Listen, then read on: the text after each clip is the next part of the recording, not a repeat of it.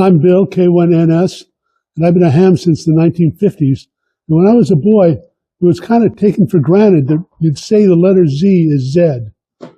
And nobody explained to me why, just you'd say Z instead of Z. It isn't an acronym. It's actually a letter. Z is Z. And as a matter of fact, the United States is the only country in the English-speaking world that uses the letter Z. Every other English-speaking country uses the letter Z. Australia, Belize, South Africa, Hong Kong, any place they speak English, they'll say Z. Well, it's because it's not really an acronym. A lot of people think it is. It's the name of the letter.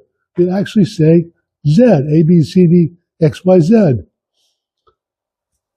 That's fallen off in recent years. I think through the end of the 20th century, people still use Z a lot. But nowadays, you seldom hear it. The one place you'll always hear it, not always, but often, is people talk about QRZ. They won't say QRZ, they'll say QRZ.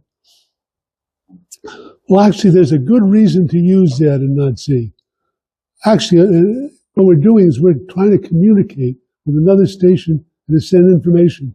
And Z is a more secure way to send information than saying Z. Z sounds too much like C, and what else is there?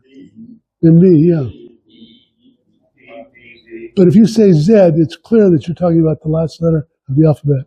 So my short presentation is simply to encourage you guys, when you're, by the way, this is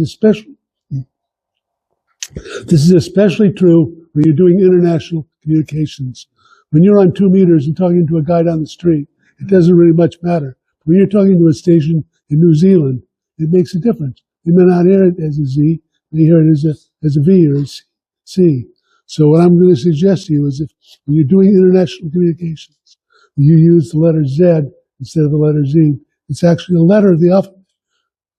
And that's the end of my friend.